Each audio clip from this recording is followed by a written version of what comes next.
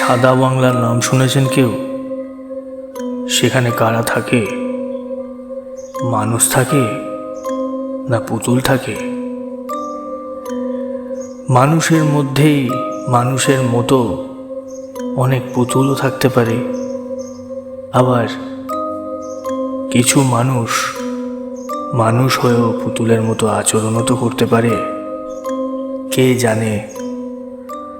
আমিও জানি না, আপনিও জানেন না।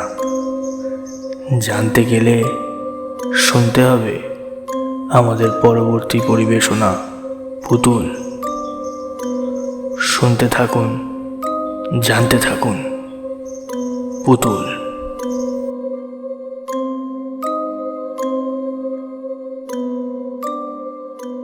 সাদা বাংলার অধিবাসীদের সবাইকে যেন ভূতে ধরেছে, অথচ এ বাড়ির আসবাবপত্রে কোনো পরিবর্তন আসেনি। রেশমের পর্দা আগের মতোই ঝুলছে, গালিচার উজ্জ্বল রং এখনো আগের মতো আলো ঠিকরায়। সাদা বাংলার মানুষগুলো সবাই যেন আলমারিতে সাজানো পুতুলের মতো। চাবি ঘুরিয়ে দিলেই সেই পুতুল থপথপ করে হাঁটে। কিন্তু সাদা বাংলার পুতুলগুলো আগে যেমন করে হাসতো, কথা বলতো, এখন আর তেমন করে পারে না। ওদের সবাইকে যেন ভূতে ধরেছে।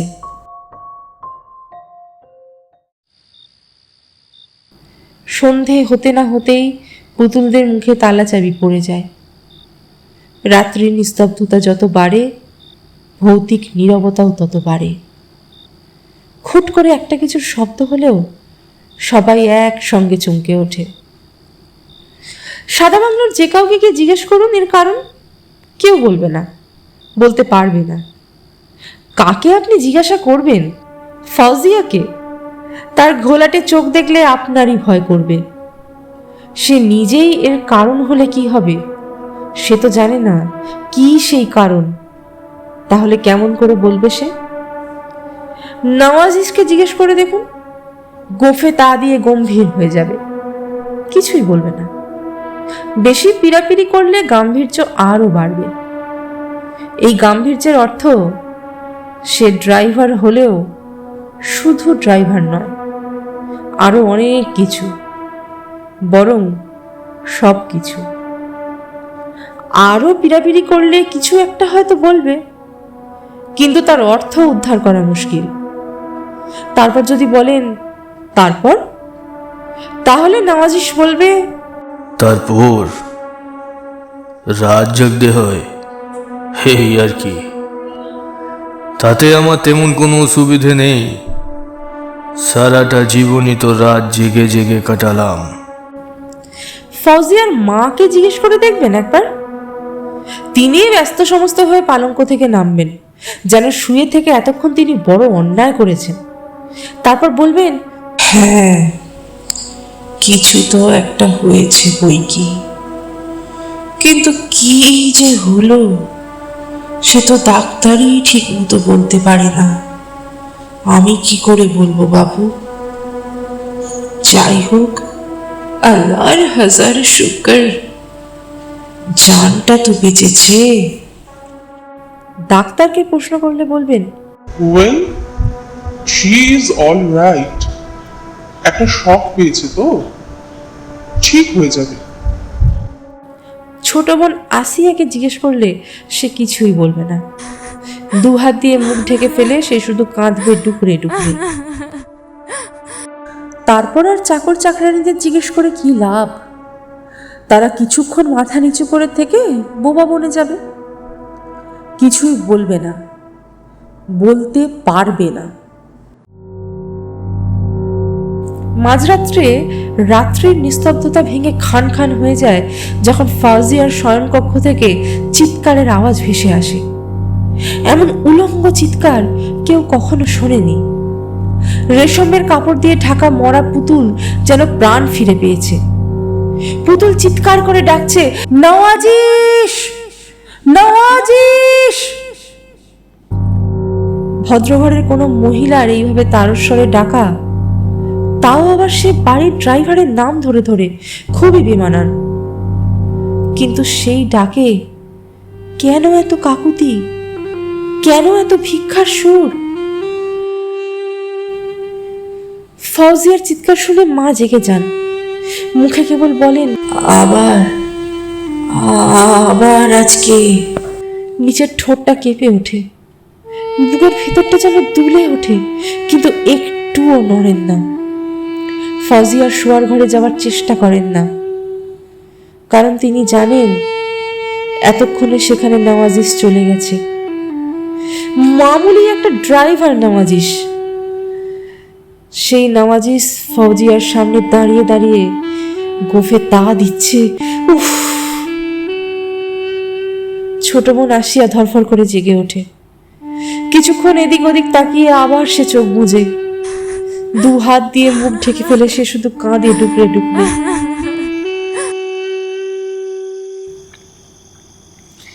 নার্স এই চিৎকার শুনে রাত জাগার উপন্যাস থেকে চোখ তোলে। সেখানে কাগজের চিহ্ন রেখে বইটা বন্ধ করে দেয়। তারপর পা টিপে টিপে ফৌজিয়ার শয়নকক্ষের দরজা পর্যন্ত গিয়ে ছিটকিনি খোলে।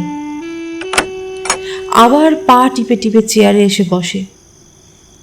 তারপর নিশ্চিন্ত মনে আবার উপন্যাস পড়তে আরম্ভ করে দেয়। ফৌজিয়ার এই চিৎকারে যেন কোনো অস্বাভাবিকতা নেই, নিত্য নৈমিত্তিক ব্যাপার। চিৎকারে নওয়াজিসেরও স্বাভাবিকভাবেই ঘুম ভেঙে যায়। একবার চোখ ঘষে নিয়ে তাড়াতাড়ি তৈরি হয়ে নেয়। ঘন দীর্ঘ গোফের ফাঁকে অদ্ভুতভাবে হাসে। তারপর ওভারকোটটা ফেলে নেয় কাঁধে। গোফে তা দিতে দিতে লম্বা লম্বা পা ফেলে চলতে থাকে ফৌজিয়ার ঘরের দিকে। শয়নকক্ষে ভারিক্কি চালে বেগম সাহেবের সামনে দাঁড়িয়ে পড়ে নওয়াজিস। তারপর গুরু গম্ভীর গলায় বলে, চিন্তা করবেন না বেগম সাহেব, নওয়াজিস আপনার কাছেই আছে, সব সময় থাকবে। এইটুকু বলে আবার সে গোফে তা দিতে আরম্ভ করে। নওয়াজিসের কথায় ফৌজিয়ার চিৎকার বন্ধ হয়। চাপা গলায় বলতে থাকে, নওয়াজিস, নওয়াজিস, ও ওই যে আসছে, ওরা ওরা আসছে। এই বলে সে উঠবার চেষ্টা করে। শুয়ে থাকুন বেগম সাহেব, শুয়ে থাকুন। নওয়াজিস থাকতে আপনার কোনো ভয় নাই, কেউ আপনাকে কিচ্ছু বলতে পারবে না। নওয়াজিস, নওয়াজিস, নওয়াজিস। বলতে বলতে ফৌজিয়ার গলা নরম হয়ে আসে। আরও কি যেন সে বলতে চায়, যেন কোনো গোপন কথা, কিন্তু বলতে পারে না।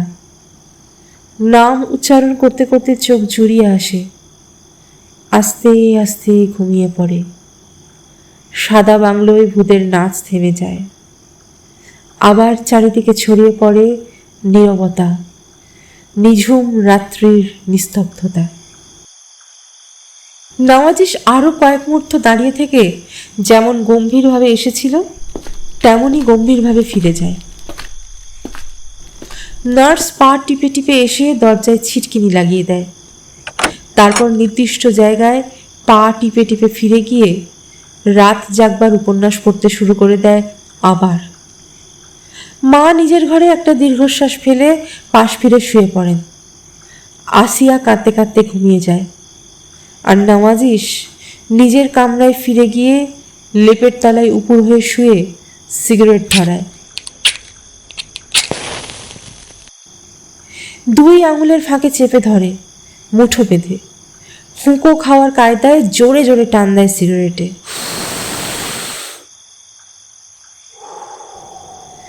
বৃদ্ধাঙ্গুষ্ঠ আর অনামিকায় চুটকি বাজিয়ে ঘন ঘন ছাই ফেলতে থাকে।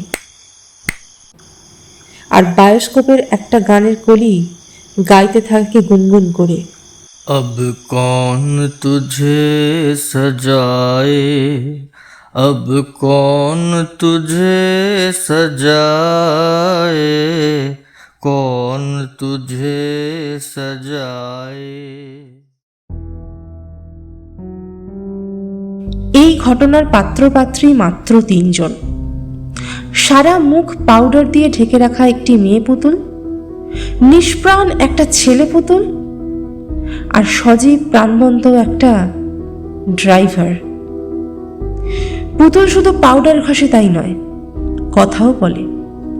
মল রোডের কেনাকাটায় অহরহ যেমন অনেক পুতুল দেখতে পাওয়া যায়, সেও তাদেরই মতো একজন। ঠোঁটে মাখানো থাকে পুরো করে কৃত্রিম লালিমা, যেন অসংখ্য পুতুলের মধ্যে থেকে সে কারোর দৃষ্টি এড়িয়ে না যায়। গাড়ি থেকে নীরবে নেমে ভারিক্কি চালে এদিক ওদিক দেখে নেয়। যারা তার উপর চোখ ফেলে, চোখ সরায় না। তাদের দিকে তাকিয়ে সে নাক সিটকায় ঘৃণায়। সময় নষ্ট না করে অচিরে মগ্ন হয়ে যায় কেনাকাটায়। কখনো ভেবে দেখে না কেন সে এত আকর্ষণ করে লোকজনকে। কেনই বা ভাববে স্বামী বিত্তবান, নিজস্ব প্রাসাদতুল্য বাংলো, মূল্যবান আসবাবপত্র দিয়ে সেই বাংলো সাজানো, গাড়ি, টেবিলে আপনা আপনি খাবার লেগে যায়, পার্সে টাকা সব সময় গিজগিজ করে। মরা মরা ময়লা নোংরা লোকগুলো কেন যে তার দিকে অন করে তাকিয়ে থাকে। পাউডার মাখে সে চামড়া নরম রাখার জন্য, চোখে কাজল দেয় চোখের জ্যোতি বাড়ে বলে, ঠোঁটে লালিমা মাখায়, তা সে যে জন্যই হোক, তাতে কার কি? সব কাজেরই যে ব্যাখ্যা দিতে হবে তেমন কোনো শর্তে সে আবদ্ধ নয় কারোর সঙ্গে। তার ইচ্ছা সে মাখবে। মল রোডের পুতুল শুধু সামাজিকভাবে নয়, মানসিকভাবেও একটা পুতুলই। পুতুল ঘরের শিক্ষা তার মানসিকতাকে আবদ্ধ করে রেখেছে। তার দেহের রূপ আর মনের শিক্ষা শান্ত একটা বিলের মতো। তাতে ঢেউ ওঠে, কিন্তু তরঙ্গ কখনো বিক্ষুব্ধ হয় না। আলমারিতে সাজিয়ে রাখা পুতুলের মতোই পরিবারের সবাই ওরা উঠেছে, বসেছে, চলাফেরা করেছে। ঠিক সময়টিতে জুৎসই কথা বলা, ঠিক সময়ে বাইরে যাওয়া, ঠিক সময়েই পুতুলের মতো আলমারিতে বন্ধ হয়ে ঘুমিয়ে পড়া। কখন কোন কথাটুকু বলতে হবে তা যেন মুখস্থ করা। ঠিক সময়ে ঠিক মতো সেই মুখস্থ করা কথা ছেড়ে দিলেই পুতুলের শিক্ষা সম্পূর্ণ হলো।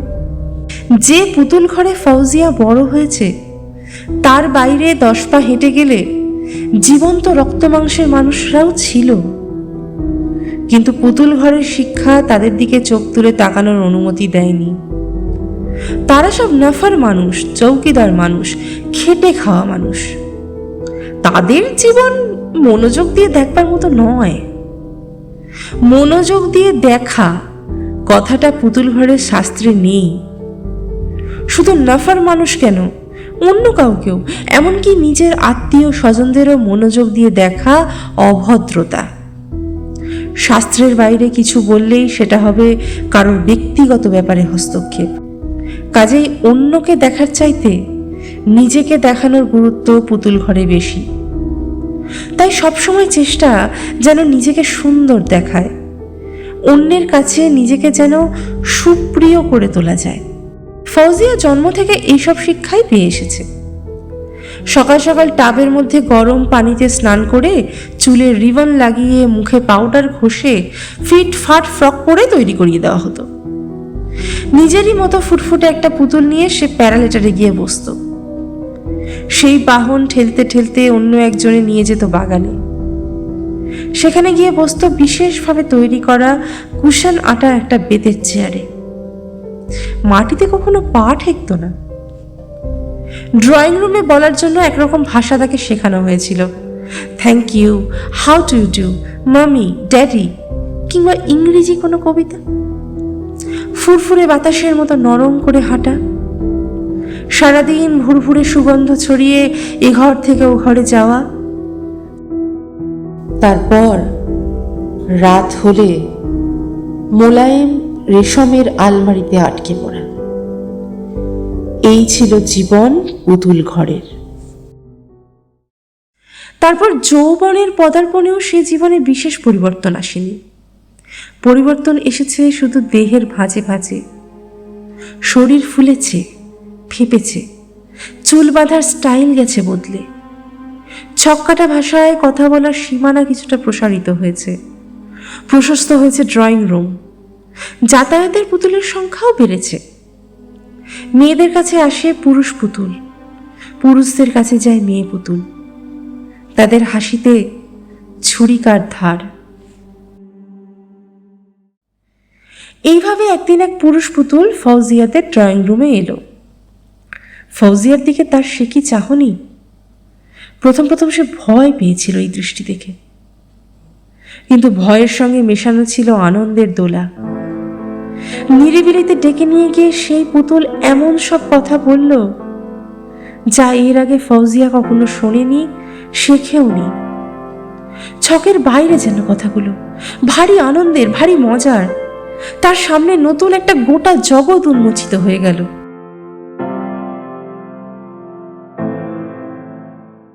কিন্তু কয়েক মাসের মধ্যেই ফারুকের সঙ্গে ফৌজিয়ার বিয়ে হয়ে গেল বলে আরো অনেক অনেক নতুন জগৎ উন্মোচিত হতে পারল না। ফারুকের মুখের কথাও ওরকম ছক্কাটা পুতুলের মতো। তার দেখাও দেখবার জন্য নয়, দেখানোর জন্য।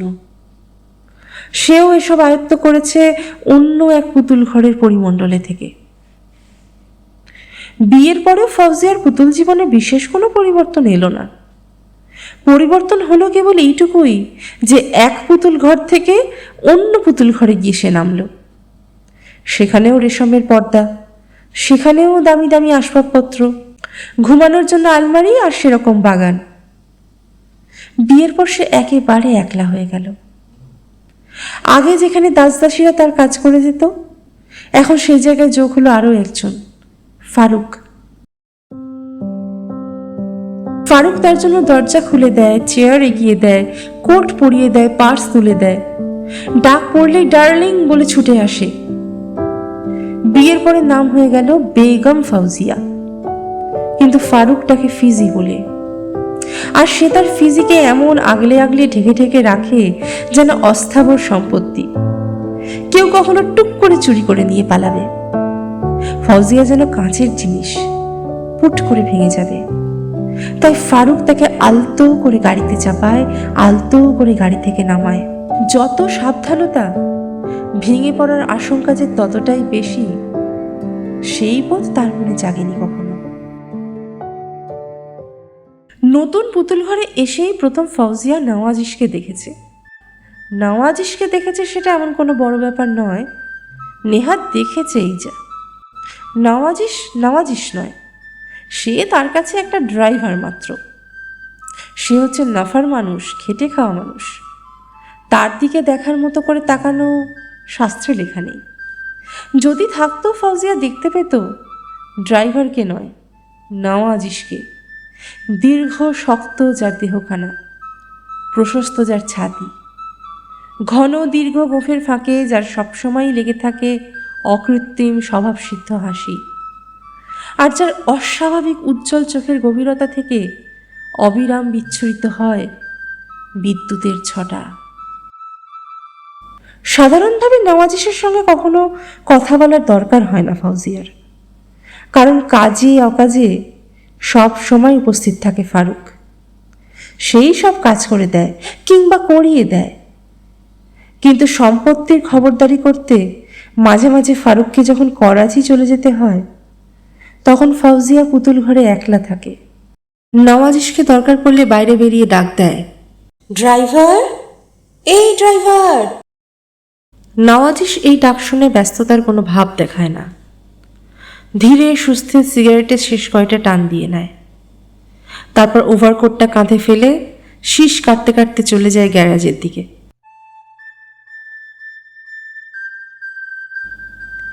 গাড়ি নিয়ে এসে দাঁড়া করায়। অতিরিক্ত কথা দূরে থাক, প্রয়োজনীয় কথাও কম বলে। যখন যা হুকুম হয় তামিল করে যায় নীরবে, ধীরে, নিরুদ্বেগে। নওয়াজিশ স্বভাবগতভাবে ড্রাইভার, কিন্তু চিন্তায় আর মানসিকতায় সব সময় একটা আভিজাত্য ভাব। তার হাঁটা দেখলে মনে হবে পবনদেব মাটিতে নেমেছেন। তার মোটর চালানো দেখলে মনে হবে এটা গাড়ি নয়, একটা খেলনা। সে কখনো মনে করে না সে কোনো সাহেবের বা বেগম সাহেবের ড্রাইভার, বরং মনে করে সে এই মোটর গাড়ির ড্রাইভার। তার স্বভাবের মধ্যে যে অবাধ্যতার ভাব, তা তার ঘাড় টান করে চলা দেখলেই অনুভব করা যায়। কিন্তু এই অবাধ্যতা দাম্ভিকতা নয়, এ যেন স্বাভাবিক জন্মগত একটা অধিকার। তাই পুতুল ঘরের বেগম সাহেবকে সে কখনো মনোযোগ দিয়ে দেখেনি, দেখার প্রয়োজনও বোধ করেনি। ফৌজিয়া তার এই নিরাভরণ অবাধ্য ভাব লক্ষ্য করেনি এমন কথা জোর দিয়ে বলা যায় না, কিন্তু লক্ষ্য যে করেছে তা সে বুঝতে দেয়নি কখনো। কারণ বুঝতে দেওয়া মানেই নফার মানুষকে স্বীকৃতি দেওয়া। পুতুলদের শিক্ষায় সেই জিনিসের অনুমতি নেই।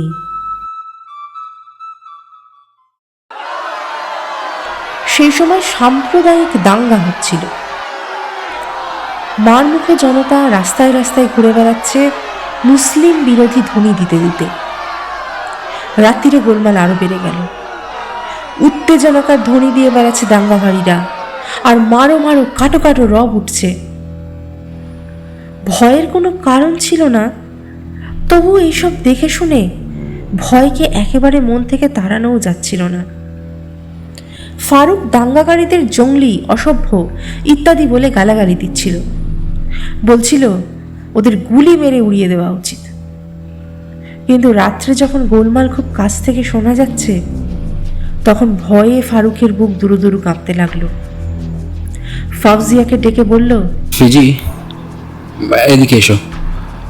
আর শোনো, যদি তেমন কিছু হয় তাহলে আমরা চাকরদের ঘরে চলে যাব, বুঝেছ? ওখানে ওরা আমাদের খুঁজে পাবে না। ধর্ম টর্ম কিচ্ছু নয়, ওরা তো আসবে লুট করতে, ছোট লোক। পরের দিন জরুরি ডাক এলো করাচি যাওয়ার। যাওয়ার আগে ফাউজিয়াকে সে অনেক পরামর্শ দিয়ে গেল। ফিজি, এইসব বদমাশদের ভয় পাওয়ার কোনো কারণ নেই।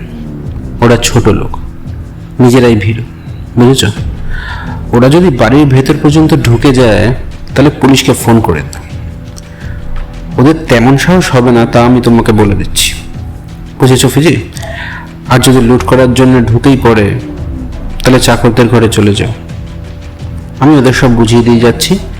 চৌকিদার আর ড্রাইভার বাংলোর কোনার ঘরটায় সব, বুঝেছো ডার্লিং? ফারুক চলে গেল। সেই রাত্রেই হাঙ্গামা আরো বাড়ল। গোলমাল শুনে ঘুম ভেঙে গেল ফৌজিয়ার। আতঙ্কে চিৎকার করে ডাক দিতে লাগলো, চৌকিদার, চৌকিদার! দাঙ্গাকারীরা আরো যেন বাংলোর কাছে এসে গেছে। আরো বেশি ভয় পেয়ে পুতুল ঘরের সমস্ত শিক্ষা ভুলে গিয়ে সে প্রাণপণে চিৎকার করে ডাক দিল, নওয়াজিস, নওয়াজিস! এই প্রথম সে নওয়াজিসকে নাম ধরে ডাকল। আগের মতোই তেমনই নিশ্চিন্ত নিরুদ্বিগ্ন নওয়াজিস কাঁধের উপর ওভারকোটটা ফেলে নিয়ে ধীরে সুস্থে তার সেই নিজস্ব আভিজাত্য চালে এসে ঢুকল বেগম সাহেবের শয়নকক্ষে। নওয়াজিসকে দেখতে পেয়ে ফাউজিয়া চেঁচিয়ে উঠল, ওই ওই ওই যে আসছে, ওরা আসছে! চেঁচাবেন না বেগম সাহেব, চেঁচালে ওরা শুনতে পাবে, আর শুনতে পেলে আপনারই বিপদ। ধমক খেয়ে আতঙ্কটা ভয়ে রূপান্তরিত হলো। ফৌজিয়া এখন থিতিয়ে উঠে সুর নামিয়ে বলল, ওরা আসছে, ওরা আসছে, আমি যাই, পুলিশকে টেলিফোন করে দিই। বলে সে টেলিফোনের দিকে এগুতে লাগলো। নওয়াজিস পথ আগলে দাঁড়ালো। টেলিফোন করতে হবে না, দরকার নেই, তাতে কোনো লাভ হবে না। কিন্তু ফৌজিয়া আরো কিছু বলতে চাচ্ছিল। চুপ করুন বেগম সাহেব, কথা বলবেন না। নওয়াজিস যতক্ষণ রয়েছে কেউ আপনার গায়ে হাত তুলতে পারবে না। ফৌজিয়া ধমক খাওয়া শিশুর মতো চেয়ারে গিয়ে বসে পড়ল থপ করে। আর নওয়াজিস তার সেই আভিজাত্য ঢঙে দরজার কাছে গিয়ে শক্ত হয়ে দাঁড়ালো। সিগারেট ধরিয়ে মুঠোর মধ্যে চেপে ধরে হুঁকো টানার মতো করে টানতে লাগলো, যেন কিছুই হয়নি, এমনি একটা ভাব। দাঙ্গাকারীরা প্রাচীর টপকে বাংলোর মধ্যে ঢুকে পড়েছে। তাদের চিৎকারে শয়নকক্ষের জিনিসপত্র পর্যন্ত কেঁপে উঠল। তবুও নওয়াজিশ নিশ্চিন্তে দরজার কাছে দাঁড়িয়ে রয়েছে দেখে ফাউজিয়া পেছনের দরজা দিয়ে পালিয়ে যেতে চাইল। আমি চাকরদের ঘরে চলে যাচ্ছি। মুখের কথা এখনো শেষ হয়নি, নওয়াজিশ এক লাফে সেখানে গিয়ে ফাউজিয়াকে ধরে ফেলল। তারপর বাচ্চা ছেলের মতো করে তাকে কোলে তুলে নিয়ে বিছানার ওপর ছুঁড়ে ফেলে দিল।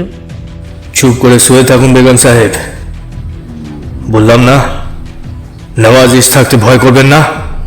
নওয়াজিশের এই ব্যবহারে কি যেন একটা হয়ে গেল, কোথায় যেন আগুন জ্বলে উঠল। তারপর এক মুহূর্তে সেই আগুন নিভে গেল পানির মধ্যে পড়ে। বিছানায় ফাউজিয়া মরার মতো আড়ষ্ট হয়ে পড়ে রইল, একটুও নড়ল না। প্রশান্ত বিলে এতদিন যে ঢেউটুকু ছিল তাও যেন অবশিষ্ট থাকলো না আর। এখন আর আতঙ্ক নেই, ভয় নেই। দাঙ্গাকারীরা একেবারে কাছে এসে গেছে, সে দেখতে পাচ্ছে, কিন্তু এই দেখা যেন ঠিক দেখা নয়। নওয়াজিশ তেমনি অটল পাহাড়ের মতো দরজা আগলে দাঁড়িয়ে দাঁড়িয়ে সিগারেট টানছে। ঘরটাকে আড়াল করে রয়েছে সে পর্দার মতো, আর সেই পর্দায় বায়োস্কোপের ছবির মতো দাঙ্গাকারীরা যেন নড়ছে, ভাসছে। সে যা দেখছে তা অনুভব করতে পারছে না, যা অনুভব করতে পারছে তা যেন দেখতে পাচ্ছে না। এমন সময় হঠাৎ নওয়াজিশ হুঙ্কার দিয়ে উঠল, এখানে কি জন্য এসেছো তোমরা? যাও, বেরিয়ে যাও, যাও বলছি এখান থেকে, যাও। দাঙ্গাকারীরা চলে গেল। গোটা বাংলোয় ছড়িয়ে পড়ল মৃত্যুর মতো নিস্তব্ধতা। নওয়াজিশ আরও একটা সিগারেট ধরিয়ে আরও কিছুক্ষণ দাঁড়িয়ে থাকলো। তারপর দরজার কাছ থেকে সরে দাঁড়িয়ে ফাউজিয়ার দিকে না তাকিয়েই বলতে লাগলো, বলেছি না নওয়াজিশ থাকতে আপনার গায়ে কেউ হাত দিতে পারবে না। নিশ্চিন্ত মনে ঘুমিয়ে পড়ুন, দরকার পড়লে আমাকে ডাক দেবেন, ছিটকিনি লাগিয়ে নিন। কণ্ঠে সেই একই আদেশের সুর, সেই একই আভিজাত্য। বিছানা থেকে উঠে ফাউজিয়া ঠিক যেন হুকুম তামিল করার জন্যই ছিটকিনি লাগাতে গেল। বেগম যেন হঠাৎ আজ বাঁদিতে পরিণত হয়েছে। অনেকক্ষণ পর্যন্ত বিছানায় পড়ে রইল ফাউজিয়া। ঘুম এলো কি এলো না। আস্তে আস্তে রাত গড়িয়ে গেল। সকাল হলো। বিছানা থেকে উঠে ফাউজিয়া নতুন একটা অচেনা জগৎ বিছিয়ে রয়েছে দেখল তার সামনে। আর তার পুরনো জগৎ, পুতুলের জগৎকে ছিন্ন ভিন্ন হয়ে পড়ে থাকতে দেখল তার চারপাশে। এ কি হলো? পুতুলের রাজ্যে কি প্রলয় কাণ্ড! মখমল, রেশম, ঝালর, কুশন, পুতুলের শাস্ত্র সবাই একসঙ্গে মুখ থুবড়ে পড়ে রয়েছে কেন? কিন্তু না, সে ফাউজিয়া, সে বেগম সাহেব। হঠাৎ তার চৈতন্য ফিরে এলো। ভুলে যেতে চাইল রাত্রির ঘটনা। বাঁচতে হবে, ফিরে পেতে হবে নিজের সত্তাকে। এই তো মখমল, গালিচা, এই তো রেশম, ঝালর, কুশন, আলমারি, এই তো পুতুল শাস্ত্র, পুতুলের শিক্ষা, দীক্ষা, সভ্যতা, ভব্যতা। আর এই তো ফাউজিয়া, এই তো বেগম সাহেব। সেই ঘটনার পর 6 মাস অতিবাহিত হয়ে গেছে। পুতুল ঘরের পুতুলরা আবার আগের মতোই, তেমনি মাপা মাপা হাসি, মাপা মাপা কথা, তেমনি দরজা খুলে দেওয়া, কোট পরিয়ে দেওয়া, পার্স তুলে দেওয়া। 6 মাস অতিবাহিত হয়ে গেছে। ফাউজিয়া যেন সত্যি সত্যি ভুলে গেছে নওয়াজিশের কথা। তারপর একদিন ফারুক এসে ফাউজিয়াকে বলল, আমরা করাচি যাচ্ছি, তুমিও সঙ্গে যাচ্ছ ডার্লিং? এবারে অনেকদিন থাকতে হবে, ড্রাইভারকেও নিয়ে যেতে হবে। ফাউজিয়া শুনল, কেবল শেষ বাক্যটি শুনতে পেল না, শুনতে চায় না বলে।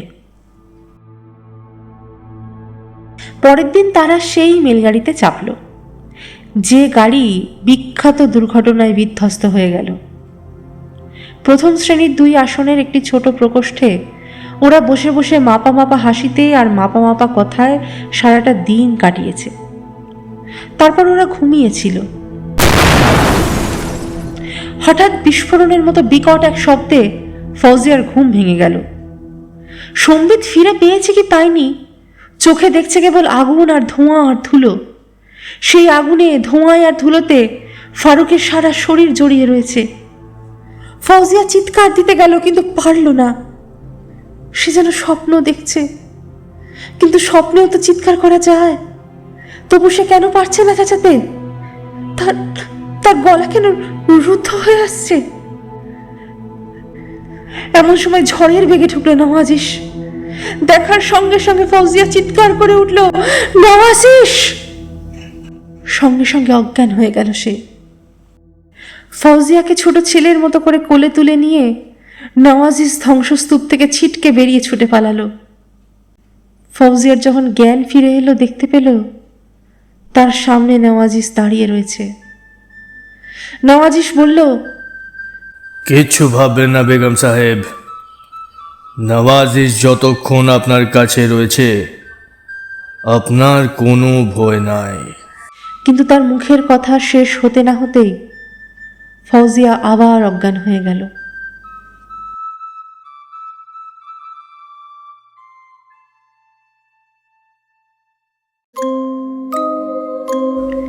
মা, বোন, নার্সের উপস্থিতি সত্ত্বেও ফৌজিয়া কারোর সঙ্গে কথা বলে না। সারাদিন পড়ে থাকে বিছানায়।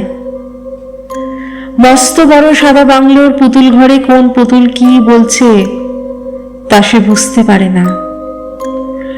সবাই তার কথাই বলছে, কিন্তু সে জানে না কেন বলছে। তারপর রাত যখন গভীর হয়, সবাই যখন ঘুমিয়ে পড়ে, তখন বিকট চিৎকারে নওয়াজিশ! ফৌজিয়ার রাত্রির নিস্তব্ধতা ভেঙে খান খান হয়ে যায়। নওয়াজিশ!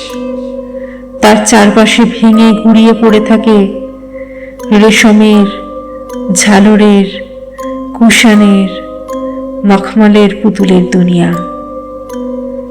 পাথরের মতো শক্ত, বাস্তব, কঠোর, নিষ্ঠুর দুনিয়াকে সামনে পাওয়ার জন্য সে চিৎকার করে ডাক দেয়, নওয়াজিশ! নওয়াজিশ! নওয়াজিশ! নওয়াজিশ! নওয়াজিশ! নওয়াজিশ! আমাদের আজকের গল্প বিখ্যাত উর্দু সাহিত্যিক মুমতাজ মুফতি রচিত পুতুল এখানেই শেষ হল। বিভিন্ন ভূমিকায় ছিলেন সূত্রধর এবং পর্ব পরিচালনায় শতরূপা। বিভিন্ন সংলাপে নওয়াজিশের ভূমিকায় মনোজিৎ, ফারুকের ভূমিকায় সাগনিক, ফৌজিয়ার এবং ফৌজিয়ার মায়ের ভূমিকায় শতরূপা। আবহ এবং শব্দ পরিকল্পনায় শতরূপা এবং ফ্লাই অন ক্রিয়েশনস টিম। প্রচ্ছদ ভাবনায় সাগনিক। প্রযোজনা ফ্লাই অন ইউটিউব চ্যানেল। আজকের পরিবেশনা ভালো লাগলে বা কোনো পরামর্শ দেওয়ার থাকলে অবশ্যই কমেন্ট করে জানাবেন। ভিডিওটি লাইক করুন, পরিচিতদের সাথে শেয়ার করুন, আর হ্যাঁ, অবশ্যই সাবস্ক্রাইব করুন। আজ তাহলে এই পর্যন্তই। পরের সপ্তাহে দেখা হবে আরেকটা নতুন গল্পের সাথে। সঙ্গে থাকুন, শুনতে থাকুন। নমস্কার।